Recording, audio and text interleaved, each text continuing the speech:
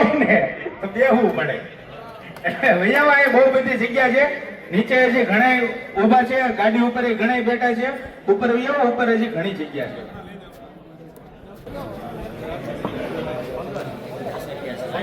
આપને માર્ગદર્શન માટે સંજયભાઈ ઇજાવા અને હિતેશભાઈ જાસુલિયા બે એવા છે. આપને બધી તમામ માહિતી આપશે કે આપણા એરિયામાં કઈ રીતે ઇન્ડસ્ટ્રી અટકાવો, કઈ રીતે અમુક અપપ્રવૃત્તિ થતી હોય તેને અટકાવી, એ બાબતની આખી બધી તમામ માહિતી આપશે. આ છેલ્લા જે 10-12 વર્ષની અંદર ઘણા બધા કામો એવા કર્યા છે જેથી આજે હું તમારી સામે અત્યારે ઉભો છું. જો મેં એક કામ ના કર્યો હોત ને તો અત્યારે હું અહીંયા તમારી જોડે ગમે તે ખોડા ઉપર બેઠો હોય અને હું બીજા કોઈને સાંભળતો. એટલે મેં એવા કામો કર્યા છે ગુજરાતની અંદર પરિવર્તન લાવવા માટે. એટલે કાયદા તમને ને મને જે આપી રહેલા જે અધિકારો છે એ અધિકાર આપણે કેમ નથી મળતા, અથવા એ અધિકારો અન્ય લોકો આપણે વંચિત રાખે, તો એના માટે હું આ લડત ચલાવ્યું છે. તમને ખબર હોય તો તમે મોલ મલ્ટીપ્લેક્સમાં પાર્કિંગ કરવા જાય ત્યારે તમારી પાસે ગાડીના 10 રૂપિયા અને ફોર વ્હીલ હોય તો 40, 50, 60 બધું લેતા હતા. અત્યારે 1 કલાક ફ્રી છે અને પછી આખો દિવસ માટે 10 રૂપિયા અને ફોર વ્હીલ હોય તો 30 રૂપિયા લે છે. આ પણ તમને કદાચ ખબર હોય. પણ આ જે પરિવર્તન છે ને, પહેલા તો જે લૂંટતા હતા કલાકના 30 રૂપિયા 40 રૂપિયા જ લેતા હતા ને આખા દિવસ તમે 400-500 રૂપિયા ચૂકવવો પડતો જે ગાડી ન મૂકે તો. એ જે પરિવર્તન શેના માટે આવ્યા છે? મને કાયદાનો નોલેજ હતો, મેં એનો વાંચવા બેસી ગયો ચોપડો લઈને, ભાઈ એમાં કઈ કઈ જોગવાઈ છે જોયું, સ્ટડી કર્યું, ના માન્યું, ઓથોરિટી પત્ર લખ્યો, કોઈ જવાબ નહીં આવ્યો. છેલ્લે હાઈકોર્ટ સુધી ગયો. હાઈકોર્ટમાંથી હુકમ આવી ગયું, ભાઈ 1 રૂપિયો પણ ના લેવાય, પાર્કિંગ ફ્રીમાં કરવા દેવાય. પણ મોલ મલ્ટીપ્લેક્સ વાળા ગયો સુપ્રીમ કોર્ટમાંથી અત્યારે વચગાળાનો હુકમ એવી રીતે આવ્યા છે કે 1 કલાક ફ્રી આપો, પછી 10 રૂપિયા ટુ વ્હીલના, 30 રૂપિયા ફોર વ્હીલના લેવાનું. અને ગુજરાત સરકારના કીધું છે તમે આ બાબતે કાયદો બનાવો અને મોલ મલ્ટીપ્લેક્સમાં ફ્રીમાં આપવું જોઈએ અથવા ચાર્જેબલ આપવું જોઈએ, એ અંગે સ્પષ્ટતા કરી તમે કાયદો બનાવો. એટલે અત્યારે સરકાર વિચારી રહ્યા છે અને CGDCR 2026 બનશે અથવા 27 બનશે, એની અંદર એનો ઉલ્લેખ આવશે. એટલે આપણને ખબર પડશે આ પાર્કિંગ હવે આગળ કઈ રીતે થશે. ત્યાં સુધી આ વચગાળાનો હુકમ ચાલશે. તો આવી ઘણી બધી બાબતો છે. તક્ષશિલા અગ્નિકાંડ છે, એમાં ફાયર પોલિસી માટે આપણે લડત કરી છે. અને માય મૂવી માય ફૂડ છે, પિક્ચર જોવા જાય તો આપણો ફૂડ કેમ ના લઈ જવાય, કેમ ના પાડે છે, પોપકોર્ન 400 ને કેમ લેવું પડે છે, આવું બધું બહુ બધા પ્રશ્નો. મોરબી ઝુલતા બ્રિજમાં આપણે PAL મેં કરી છે. એવી રીતે મેં 25 થી વધારે PAL ગુજરાત હાઈકોર્ટમાં કરી છે. PAL એટલે પબ્લિક ઇન્ટરેસ્ટ લિટિગેશન, એટલે યાચિકા, જાહેર યાચિકા કહેવાય. જે મારા માટે નથી, ફક્ત મારા માટે જે કરતા હોય ને તો એને આપણે રીટ કહેવાતું હોય, ક્રિમિનલ કેસ કહેવાતો હોય, સિવિલ કેસ કહેવાતો હોય, પણ મારા માટે નથી, જનતા માટે છે. આખા ગુજરાતના અથવા સુરતના જનતા માટે. ટ્રાફિકના જે ટોઈન ક્રાઇમ છે, પેલો ચારે બાજુ લટકાવીને લઈ જતા, બધે આપણા ભાઈઓના બાઈકો બધે લટકાવીને લઈ જતા 2 વર્ષ પહેલે, બરાબર છે ને? અત્યારે લટકાય છે, કોઈ ચારે બાજુ લટકાવે છે અત્યારે?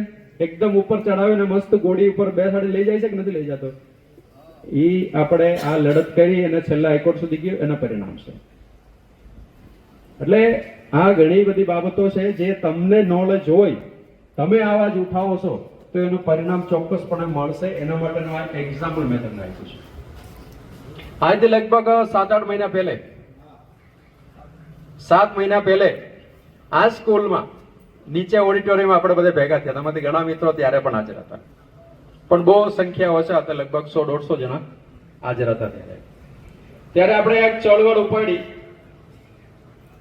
કારણ કે આપણે જે વિસ્તારમાં રહીએ છે એ વિસ્તાર રહેણાંક વિસ્તારમાં રેસિડેન્શિયલ ઝોનમાં આવે છે. રેસિડેન્શિયલ ઝોન એટલે શું? ભાઈ તમે જે વિસ્તારમાં રહ્યો છો એ TP ને જાહેર કરે છે, ફાઇનલ કરે છે, ડ્રાફ્ટ TP બનાવ્યા પછી છેલ્લે ફાઇનલ TP થાય છે. એ TP ની અંદર રેસિડેન્શિયલ એટલે તમારે રહેવા માટેનું સુવિધા એની અંદર ઊભી કરવાનું હોય છે. સાથે સાથે શાકભાજી માર્કેટ હોય છે, ગાર્ડન હોય છે, હોસ્પિટલ હોય, સ્કૂલ હોય, અન્ય એમ્યુનિટીઝ જે રહેવા વાળાને જરૂરિયાત વસ્તુઓ ખાલી એની અંદર હોય. એની સાથે સાથે તમે ઘરમાં બેસીને કરી શકાય એવા નાની નાની કુટીર પણ હોય, ઉદ્યોગ પણ હોય છે, જે ઘરમાં બેસીને અથવા તમારા રેસિડેન્શિયલ ઝોનમાં તમે કરી શકાય. કપડાની સિલાઈ છે અથવા ડોક્ટરનો દવાખાનું છે અથવા કોઈ એડવોકેટનો જે ઓફિસ છે, આવા સર્વિસ સેક્ટરમાં આપણે ચાલુ કરી શકાય. એટલે એકબીજાને સર્વિસ આપે છે, પ્રોડક્ટ નથી આપતા, બનાવીને નથી આપતા, સર્વિસ આપી રહ્યા છે આપણે. એટલે આપણે ઘરે કોઈ આવીને સાફ સફાઈ કરવા વાળા કોઈ આવે તો એને સર્વિસ કહેવાય. આપણે ઘરે ઇલેક્ટ્રિસિટી ચેકિંગ કરવા માટે કોઈ માણસ આવે, એ બધું કામગીરી કરી જાય, એને સર્વિસ કહેવાય. એટલે જે વ્યક્તિ સર્વિસ કરતા હોય, જે સર્વિસ સોસાયટીને આપતો હોય, એ વ્યક્તિને પાછું એની અંદર અલાઉડ છે. પણ એમાંય પાછું નિયમ લાવ્યા છે ભાઈ 5 જણાથી વધારે એની પાસે નોકરિયાત માણસને આવવું જોઈએ. કેટલા? 5 જણા. તમારા રેસિડેન્ટની બાજુમાં કોઈ ઇન્ડસ્ટ્રી ઊભી કરે અને એ પાછું એપ્રુવલ લિસ્ટની અંદર કુટીર ઉદ્યોગની અંદર આવતું હોય તો એની અંદર 5 જણાથી વધારે સ્ટાફ ના હોવું જોઈએ. 5 કિલોવોટની ઉપરથી એને પાવર કનેક્શન ના હોવું જોઈએ.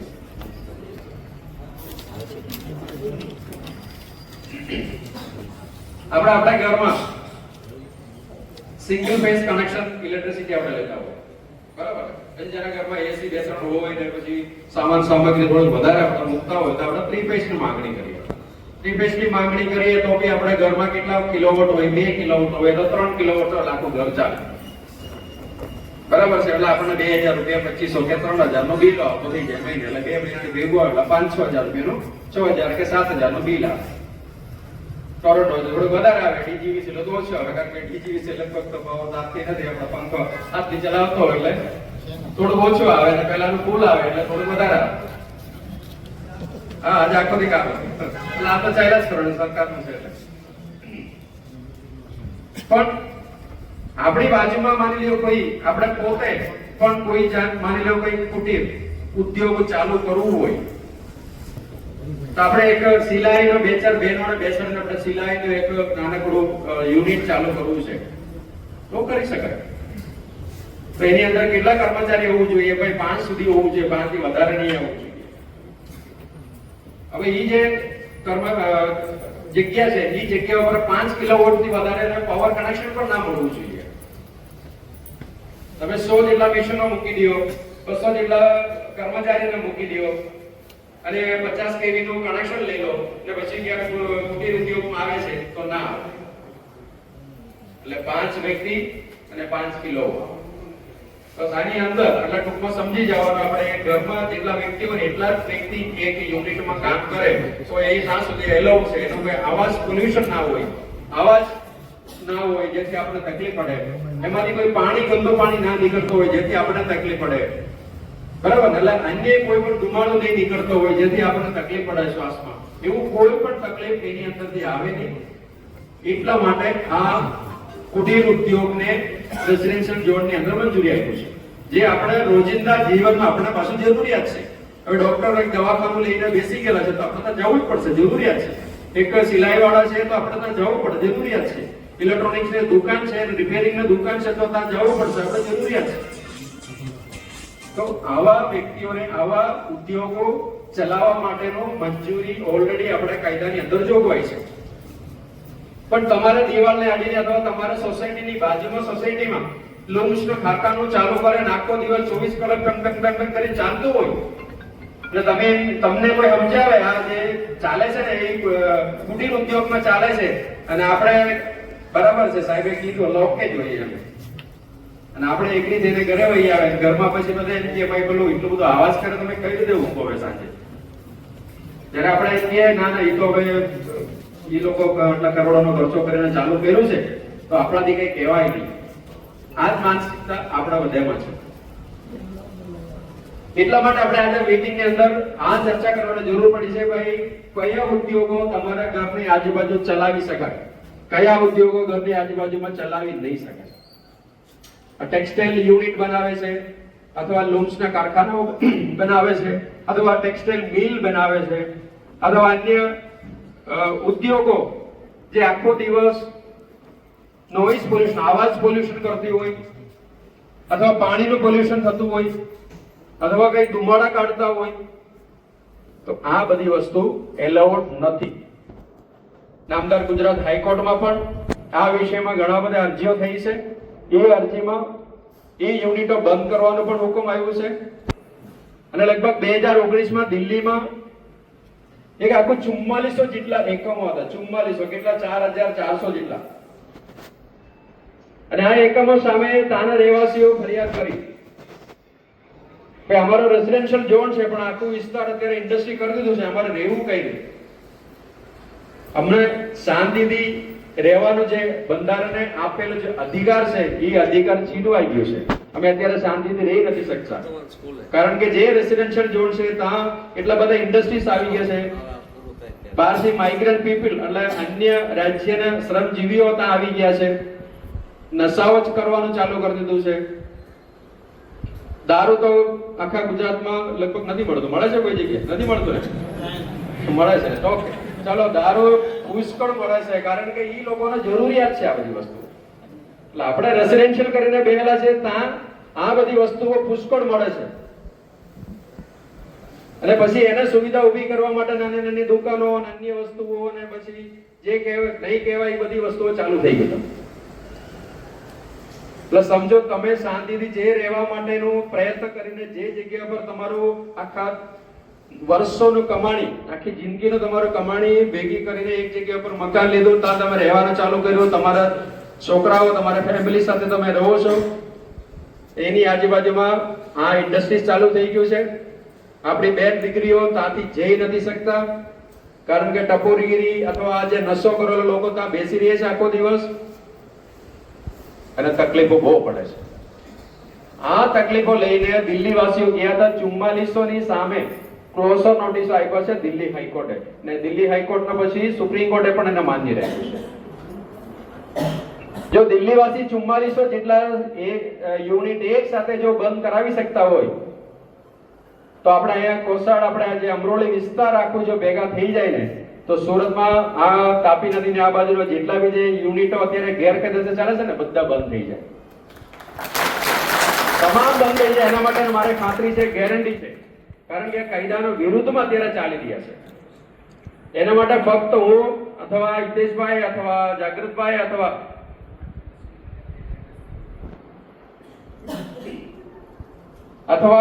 તમારા આ જે આગેવાન અત્યારે એ જે તમને બધાને ભેગા કર્યા છે જે મેસેજ કરીને, ઈ લોકો ખાલી ચળવળ કરવાથી, અરજી કરવાથી, કોઈ જગ્યાએ મીટિંગ કરવાથી આ આપણે જે લક્ષ્ય છે એ પૂરું નહીં થાય. એના માટે તંત્રને એવું લાગવું જોઈએ, સરકારને એવું લાગવું જોઈએ કે આ જનતાનો પ્રશ્ન છે, જનતા અવાજ ઉઠાવી રહ્યા છે.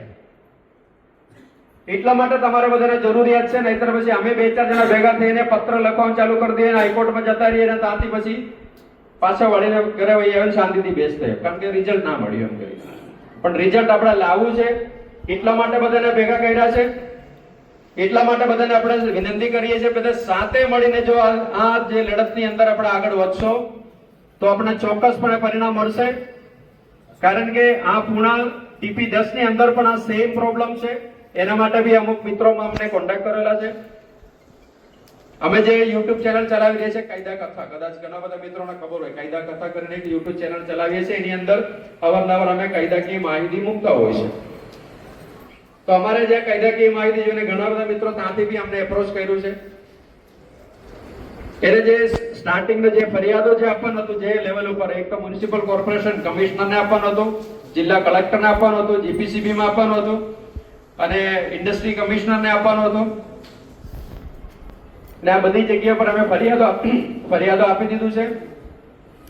ત્યાર પછી ફરિયાદના 30 દિવસનો સમયગાળો પછી અમે એમને વકીલ નોટિસ પણ આપ્યું છે. વકીલ નોટિસ આપ્યું. એ વકીલ નોટિસના આધારે આજે ઘણા બધા એકમોમાં સીલ પણ લાગી ગયું છે પૂનામાં, અને અત્યારે એ મેટર અત્યારે કોર્ટમાં જવાની પણ તૈયારી છે. તો આપણે આ વિસ્તારમાં આપણા TP66 અને 83 આ બે TP માં આપણે આ મોટા ભાગના લોકો આપણે ત્યાં રહીએ છીએ. TP66 અને 83 બરાબર છે ને? બધાને ખબર છે TP કયા TP માં આપણે રહેવાનું છે ખબર છે બધાને? ઓકે, 66 અને 83 આ બંને રેસિડેન્શિયલ ઝોનમાં છે અને એક TP46 છે વેદાંત, ઈ ઇન્ડસ્ટ્રીયલ ઝોનની અંદર જાહેરાત થઈ છે. લઈને યાર આપણને વાંધો નથી, જે ઇન્ડસ્ટ્રીયલ ઝોનની અંદર જાહેરાત થઈ ગયેલું છે એ ઇન્ડસ્ટ્રી કરશે તો આપણે એનો પ્રશ્ન નથી.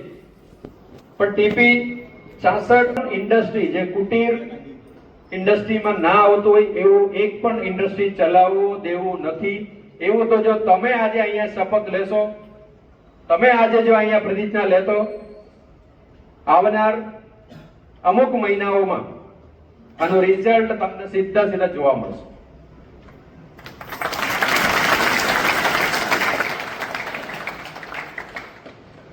એના માટે તમારે એક જ કામ કરવાનું છે. આની અંદર આગેવાનો જે કઈ પત્ર લખીને જે કઈ જગ્યા પર રજૂઆતો કરવા જશે ને, તો મેક્સિમમ લોકો તમે એને સપોર્ટ કરવા માટે સાથે જજો.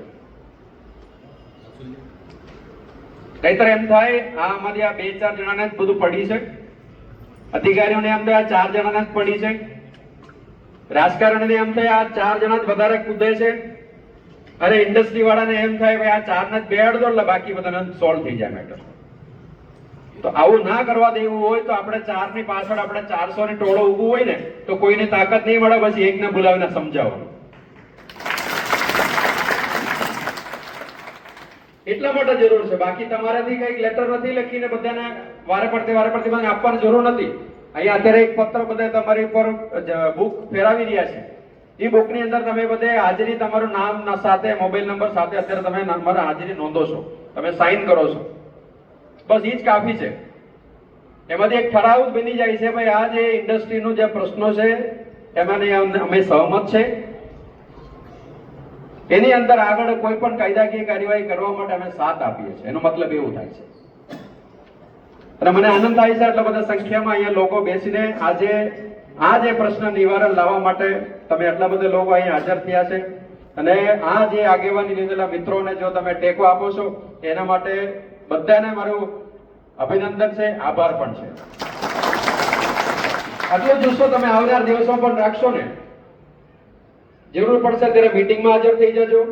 આજુબાજુમાં જે મિત્રો સર્કલ જે તે ફેમિલી છે એ લોકોને પણ બોલાવજો અને બધે સાથે મળીને જો આપણે આ લડત કરીશું.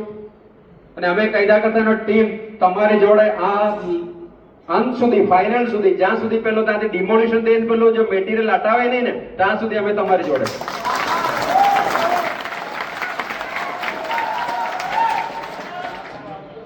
એટલે આમાં કોઈ ચિંતાનો, કોઈ શંકાનું પણ સ્થાન નથી. આ એક આપણે આ મેસેજ છે એ લોકો સુધી અત્યારે પહોંચી જવું જોઈએ.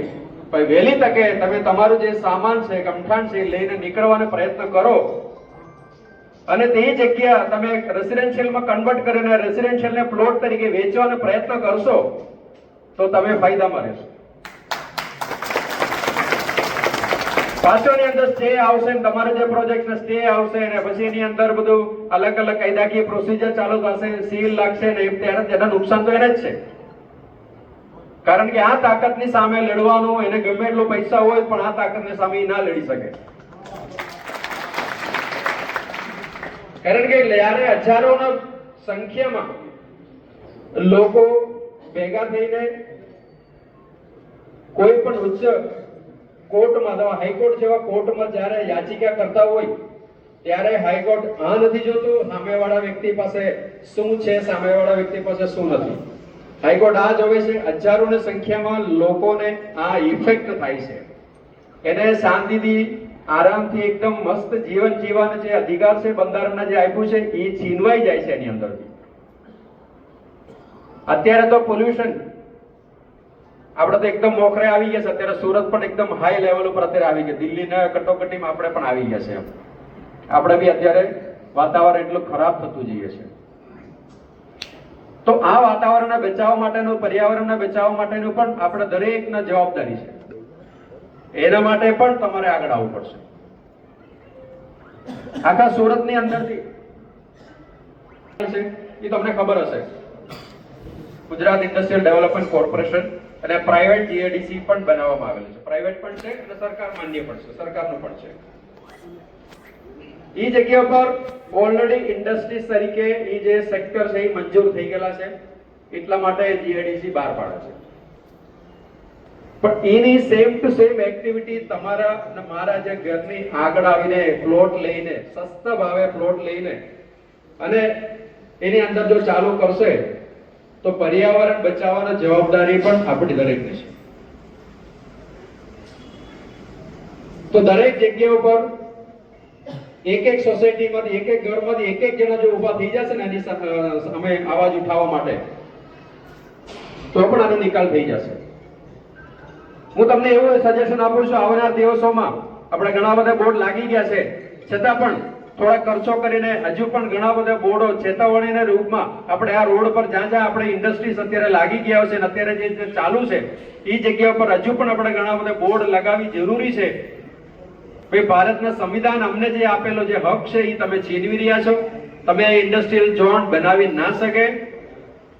ભવિષ્યમાં આ ઇન્ડસ્ટ્રીયલ ઝોન અહીંથી હટાવવો પડશે અને અમને જે જીવવાનો જે અધિકાર છે, અમને જે શાંતિથી જે રહેવાનો જે અધિકાર છે એ અમે રહીને લઈશું. એટલે તમે આ કામગીરી અત્યારે કરી રહ્યા છે ને એ બંધ કરી દેજો.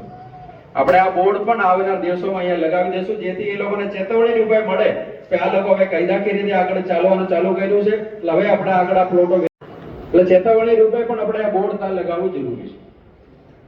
અત્યારે સુરતના ઘણા બધા વિસ્તારોમાં, સુરત જિલ્લામાં ઘણા બધા વિસ્તારોમાં આ પ્રમાણે બોર્ડ લાગી ગયા છે.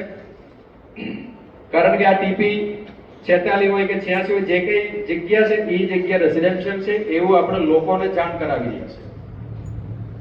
અને સાથે સાથે આપણે એક જાગૃત થવું જોઈએ અને આપણે જે અન્ય મિત્રોને પણ જાગૃત કરવું જોઈએ કે આપણી વિસ્તારની અંદર કોઈ પણ ઇન્ડસ્ટ્રી થવું નહીં જોઈએ. અને કોઈ પણ ઇન્ડસ્ટ્રી હોય તો તમે એકદમ શાંતિથી જઈને જોઈ શકો છો. એમાં કેટલા જણા છે? 5 થી વધારે છે? ચલો ભાઈ, આ બંધ કરવાનું, બંધ કરવા માટેનું ઘંટી વગાડો. આવે 5 થી વધારે હોય તો બંધ જ કરાવી દેવું. ભાઈ, તમને 5 ને પરમિશન આપ્યું છે, એવી સર્વિસ સેક્ટર માટે આપ્યું છે, તમારે પ્રોડક્ટ બનાવવા માટે નથી આપ્યો. તમારે કોઈ ઇલેક્ટ્રોનિક્સ નો સામાન બનાવવા માટે નથી આપ્યો. તમને કોઈ મિશનરી બનાવવા માટે નથી આપ્યો. તમને કોઈ કપડાનો યુનિટ બનાવવા માટે નથી આપ્યો. કઈ એન્જિનિયરિંગ નો, કોઈ વેલ્ડિંગ નો, કઈ સામગ્રી બનાવવા માટે નથી આપ્યો. એટલે આ કોઈ વસ્તુ પ્રોડક્ટ બનાવવા માટે નથી. એટલા માટે આપણે કુટીર ઉદ્યોગ છે એને સમજવી જરૂરી હતી. એટલા માટે મેં તમને સમજાણ આપ્યું છે. હવે તો તમારી આજુબાજુમાં કઈ કુટીર ચાલે છે તમને ખબર પડી જશે ને. હવે તો બધાને ખબર પડી જશે ને. કોઈ પણ શંકા હોય તો તમે અમને કોઈને પણ કોન્ટેક્ટ કરી શકો છો. ભાઈ, આની અંદર આ ભાઈ એમ કે છે આ કુટીર ઉદ્યોગમાં આવે છે, પણ હવે આ 15 જણા લઈને બેઠા છે, એને મોટી ઇલેક્ટ્રિસિટીનું કનેક્શન જોઈએ, શામાં આવે છે પૂછી શકો છો. એટલે આ જાગૃતિ બધાને તમે આપો એટલે એકબીજા લોકો જાગૃત થાય. અને આ લડતમાં તમે બધે એક સાથે અમને જે તમારે જે આગેવાન અત્યારે જે લઈ રહ્યા છે એ લોકોના મિત્રોને સાથ આપો. અમે એમની જોડે છે, તમારી જોડે છે, અને આપણે સાથે મળીને આ બંધ ના થાય ત્યાં સુધી આપણે પ્રયત્ન કરીશું. ભલે આપણે સુપ્રીમ કોર્ટ સુધી જવું પડે, બધાના સહકારથી ટીપે ટીપે આપણે સરોવર ભરીને પણ આપણે ત્યાં જાશું સુપ્રીમ કોર્ટ સુધી, અને એનો રિઝલ્ટ આવવાનો આપણે પ્રયત્ન કરીશું. વંદે માતરમ.